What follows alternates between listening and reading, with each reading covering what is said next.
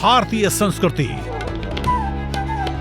रंगों का संगम, भावों का समंदर, इतिहास की गाथा, परंपराओं की ज्वाला और धरोहर का अथाह सागर है। हमारी संस्कृति देश की सॉफ्ट पावर का सबसे मजबूत हस्ताक्षर है। योग, आयुर्वेद, भारतीय दर्शन, साहित्य, कला और संगीत जैसे अनेक क्षेत्रों में भारत की अमूल्य देन ने पूरे विश्व को प्रभावित किया है।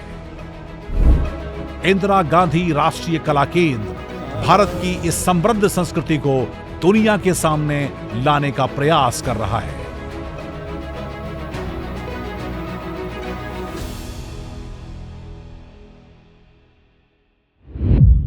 नमस्कार, स्वागत है आपका हमारे विशेष कार्यक्रम संस्कृति संवाद में।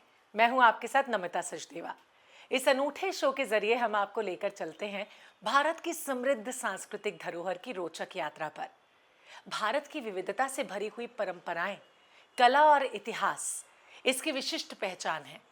और इस खास शो में हम आपको उन कहानियों के साथ रूबरू करवाते हैं जो हमारी सांस्कृतिक विरासत का अभिन्न हिस्सा है।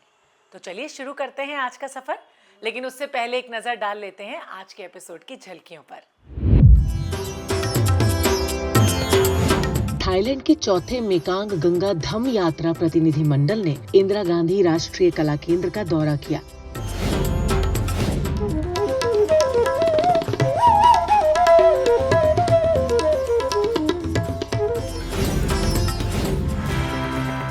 Jewels of Northeast India, a tribute to the heroes of Northeast India. Tramping from different parts of India. He is visualizing that to fight the British. उच्च रहस्यमय इतिहास के कारण भैरद्वारी दुनिया भर के पर्यटकों को आकर्षित करता है।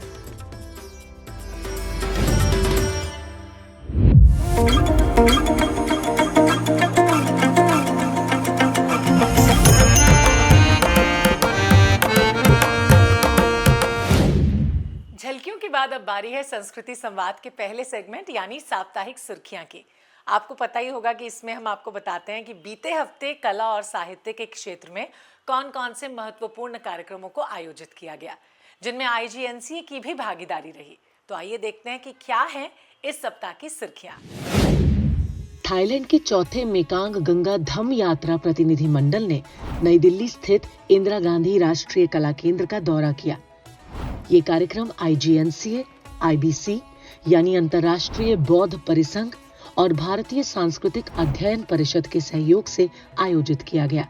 इस प्रतिनिधि मंडल में भारत में थाईलैंड की राजदूत महामहिम सुश्री पट्टारथ होंगटोंग के नेतृत्व में भिक्षु, विद्वान और बौद्ध गुरु शामिल थे। आईजीएनसीए के सदस्य सचिव डॉक्टर सच्चिदानंद जोशी ने इस धम्म यात्रा को बौद्ध विरासत का जश्न मनाने वाली तीर्थ यात्रा बताया। Today, as we navigate these complexities of modern globalized world, it becomes imperative to draw strength from these shared traditions. They remind us that the lessons of Dhamma, rooted in non-violence, compassion and understanding, are as relevant today as they were 2 millennia ago. इसके साथ ही doctor सच्चिदानंद जोशी ने IGNCA की मंगोलियाई कंजूर पांडुलिपियों को पुनः प्रकाशित करने और Thai विश्वविद्यालयों के साथ सहयोग जैसी पहलों पर भी जोर दिया। इस अवसर पर आईबीसी के महानिदेशक अभिजीत हल्दर भी उपस्थित रहे। In facilitating the visit of the relic which we took from here to Thailand, all the 3 relics, all throughout the visit of our relic from the National Museum to Thailand, 26 days, Dr. Supachai and his team was instrumental in facilitating the entire process, and he has some determined ideas, some committed thoughts on how to bind India, Thailand together and also with the other Southeast Asian countries. ये यात्रा भारत और Thailand के बीच सांस्कृतिक और आध्यात्मिक संबंधों को और मजबूत करने की दिशा में एक अहम प्रयास है। इस कार्यक्रम ने भगवान बुद्ध की शिक्षाओं को अपनाने और बौद्ध पांडुलिपियों के संरक्षण के प्रयासों को रेखांकित किया। आईजीएनसीए के कला निधि विभाग द्वारा मुल्क राज आनंद मेमोरियल व्याख्यान का आयोजन हुआ। इस अवसर पर नालंदा अंतर्राष्ट्रीय विश्वविद्यालय की पूर्व कुलपति प्रोफेसर सुनैना सिंह ने मुल्क राज आनंद द मैन विषय पर एक ज्ञानवर्धक व्याख्यान दिया। A rare book that I found, that Anand writing it, I asked him once, how come that you're writing on various things, the metal work, your sculpture, painting, you ask for it, and he is involved with a lot of different sensibilities where art is concerned. So he said Rasa Dhwani is actually an explication of our culture. इस कार्यक्रम की अध्यक्षता IGNCA के CIL विभाग के निदेशक doctor प्रतापानंद Jha ने की। ये व्याख्यान मुल्क राज आनंद की साहित्यिक प्रतिभा और भारतीय विचार और संस्कृति पर उनके स्थायी प्रभाव के लिए एक श्रद्धांजलि था। नई दिल्ली में लोधी रोड स्थित नवयुग स्कूल में द कॉन्स्टिट्यूशन ऑफ इंडिया विषय पर एक व्याख्यान और चित्रकला प्रतियोगिता का आयोजन किया गया। आईजीएनसीए के बाल जगत कार्यक्रम के अंतर्गत हुआ ये आयोजन आईजीएनसीए के ही कला दर्शन विभाग और नवयुग स्कूल के संयुक्त तत्वाधान में आयोजित हुआ। इस अवसर पर लक्ष्मीबाई कॉलेज की अदिति गुप्ता ने संवैधानिक सिद्धांतों पर एक व्यावहारिक सत्र दिया। इस कार्यक्रम में 300 से ज्यादा छात्रों ने हिस्सा लिया और जीवंत कलाकृतियों के माध्यम से अपनी रचनात्मकता का प्रदर्शन किया। वहीं संवैधानिक मूल्यों को प्रतिबिंबित करने वाली सर्वश्रेष्ठ पेंटिंग्स को पुरस्कारों से सम्मानित भी किया गया। साप्ताहिक सुर्खियों के बाद अब रुक करते हैं अगले सेगमेंट यानी सांस्कृतिक प्रस्तुति का। इस सृष्टि का एक अंश हमारी आत्मा में निहित है और संगीत उसी आत्मा की आवाज है। गीत, वाद्य और नृत्य, इन तीनों का संयोजन ही संगीत है। शास्त्रीय वाद्य यंत्रों में बांसुरी सबसे प्राचीन वाद्य यंत्रों में से एक है। बांसुरी का नाम सुनते ही सांवले सलोने भगवान कृष्ण की छवि आंखों के सामने आ जाती है। कृष्ण को मुरलीधर भी कहा जाता है। मुरलीधर यानी बांसुरी को धारण करने वाले। यही कारण है कि बांसुरी की तान में ऐसी दिव्यता होती है जो हमें अपनी ओर खींच लेती है। तो आज हमारे इस खास सेगमेंट सांस्कृतिक प्रस्तुति में प्रस्तुत है प्रसिद्ध बांसुरी वादक पंडित राकेश चौरसिया का बांसुरी वादन।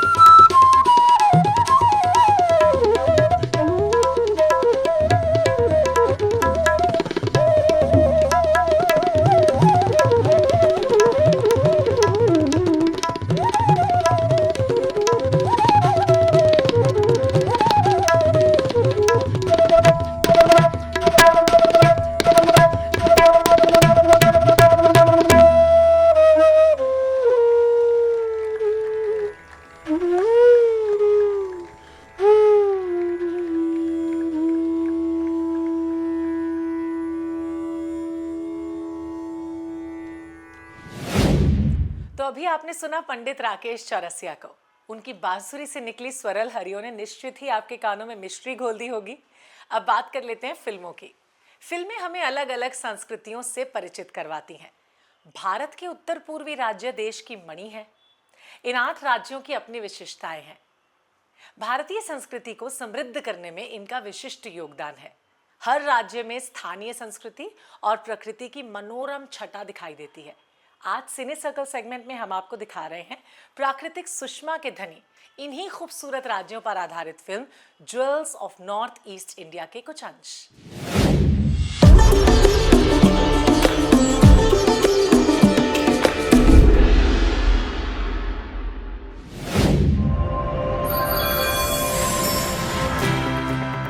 Jewels of Northeast India. A tribute to the heroes of Northeast India. There are books, and all of literature is a compilation of all and sundry.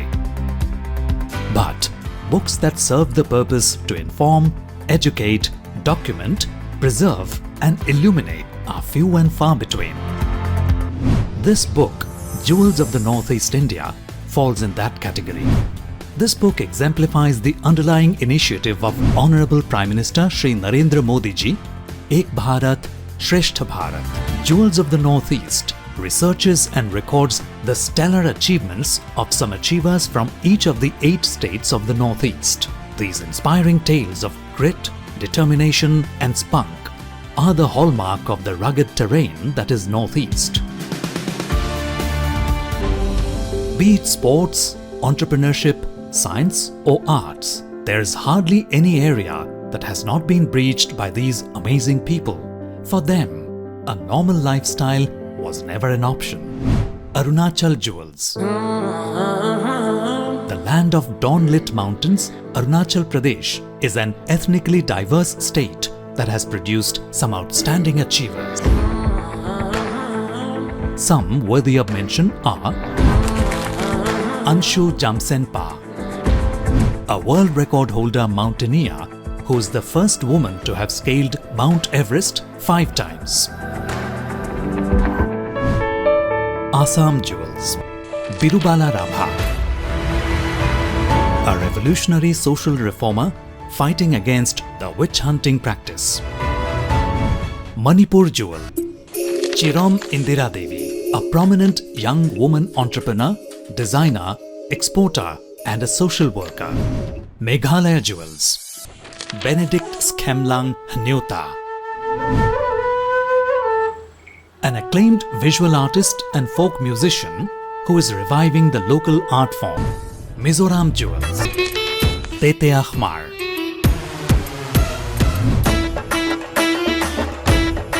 revered as the father of Mizo football, who engineered a football revolution in Mizoram. Nagaland Jewel. Jenpu Rongmai, a young social worker committed to the cause of youth welfare. Sikkim Jewel. Baichung Bhutia, nicknamed as Sikkimese Sniper, is a legendary footballer who is a role model and pride of the nation. Tripura Jewels. Vidyutjit Chakraborty, a talented artist, writer and trainer who has presented his plays at international forums.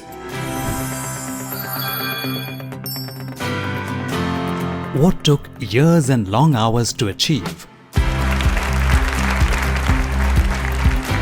can hardly be condensed in a book, but every gem in this book needs to be highlighted in society, which needs its fair share of role models to egg it on to achieve greater heights. A book like this serves as a positive projection of achievers and inspires people to excel, just as these rare gems have in their respective fields. It is a saga of human resourcefulness and determination compiled for posterity.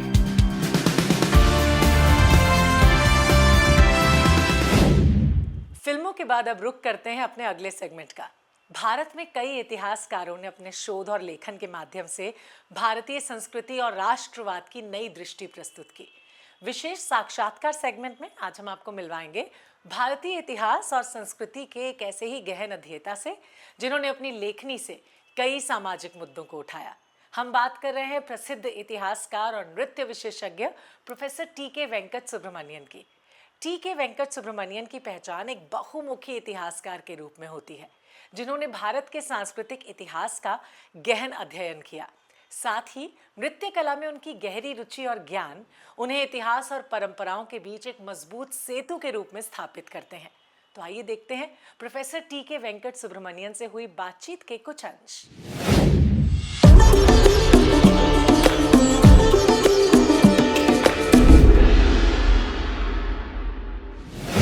What could be the plausible sources of influences on or inspiration for Bharati? You see, generally people who have written so far, they have, I mentioned about Shelley to this thing, that romantic age impact, a lot of people have compared, and even I think one gentleman has written on Milton and Bharati also. So Shelley, Keats as poets of romantic age definitely had an impact, because this can be explained with reference to, I think, imageries when it comes, some of these imageries, that's more use of air and fire. I mean, that kind of analysis has taken place. Rousseau seems to have had a very profound influence on him. The inherent goodness of man is that contribution. Then what I want to say is, suppose you take songs, some of his songs. One example I would like to give is that of Walt Whitman. Walt Whitman lived in 1819 to 1892 during the American Civil War. So, during the American Civil War, there are two things which I think Bharati owes to Walt Whitman. One is the prose poetry. We call in Tamil Vachana Kavidai. Definitely he is indebted to Whitman. The second thing which I very, very clear influence is a song in Tamil, I do not know whether people are familiar with it, On the Flag. Here he does not say Tamil or Bharadatai. Mother, Tayin Manikodi Parir. And it is Mata Dwajas Sambam originally. So it is on a flag staff. So then when we look into American literature, this man has written Banner at Daybreak. Oh. So somewhere either in an English class or in some this thing, this kind of reading, or as an editor, somewhere he must have 1865 is very, very important. See, this is the time, this is the kind of identity formation that takes place. See, identity formed out of 38 spacious and doughty states. Like that, he repeats that here in this particular song. And heroic men tramping from different parts of India. He is visualizing that to fight the British. It is in English, that is why I can quote. Heroic men tramping from different parts of India and gathering under the national flag in martial formation to fight unto death the fierce Tamilians, daring Telugus, death-defying Marathas, the doughty Rajputs, the patriotic Bengalis and others, Indians, speaking various languages, united by their common hatred for the enemy. That is important. So it is that sentiment which is important. They are all united in their common of the alien government. So that is how it goes. Tayin Manikudi has the external form of the song and all that. Then others have also analyzed why generally Tamil literary convention called Ananda Kalippu is used for divine poetry only, but he has put it here, and somebody has interpreted that when you sing this song, actually, a dark goddess of vengeance will rise to destroy the British demon and restore freedom, and it should, the way that you sing, it should be like a mantra and produce the effect. Wow. So, this is one example. I thought that this is the way that actually influences come. I mean, we can give any number of examples. I just gave one. अब हम आ गए हैं संस्कृति संवाद के आखिरी segment मेरा गांव मेरी धरोहर में। इस खास सेगमेंट में हम आपको बताते हैं भारत के किसी एक गांव की विशेष लोक कला और वहां की परंपरा के बारे में। आप में से कुछ लोगों को पता होगा कि मेरा गांव मेरी धरोहर भारत सरकार की अहम परियोजना national mission on cultural mapping का बहुत इंपॉर्टेंट हिस्सा है। इस मिशन का उद्देश्य है देश के सारे गांव का डॉक्यूमेंटेशन करना, ताकि हमारी समृद्ध ग्रामीण सांस्कृतिक धरोहर को आने वाली पीढ़ियों के लिए सहेजा जा सके। तो आज आपको लेकर चलते हैं मेघालय के एक विशेष गांव न्यू भैद बारीकी की यात्रा पर।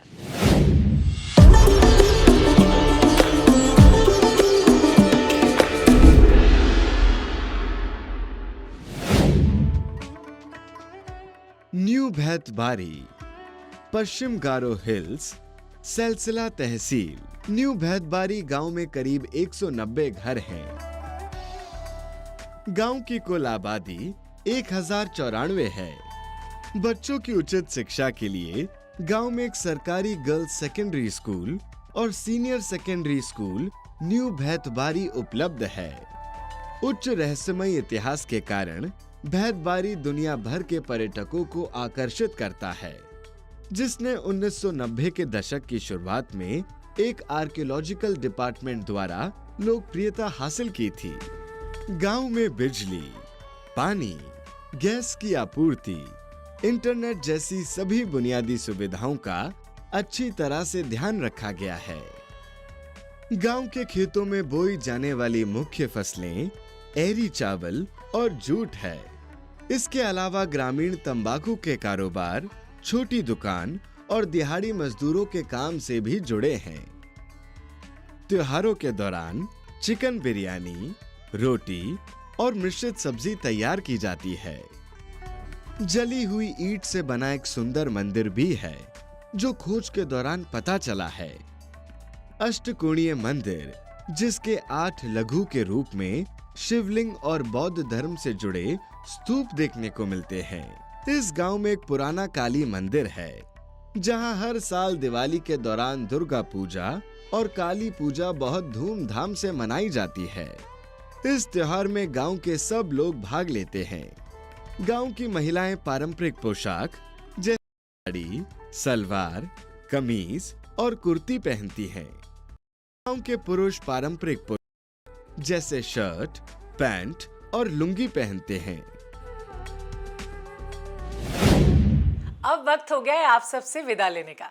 उम्मीद है कि आपको आज का एपिसोड पसंद आया होगा, पर आपके सुझाव हमारे लिए बहुत इंपॉर्टेंट है, इसलिए अपने सजेशंस आप हमें जरूर भेजें। हमारा ईमेल आईडी नीचे दिया हुआ है। आपसे फिर मुलाकात होगी IGNCA के इस स्पेशल प्रोग्राम संस्कृति संवाद के साथ, जो आपको रूबरू करवाएगा भारत की अनुपम संस्कृति से। फिलहाल मुझे इजाजत दीजिए और आप अपना बहुत अच्छे से ध्यान रखिए। नमस्कार।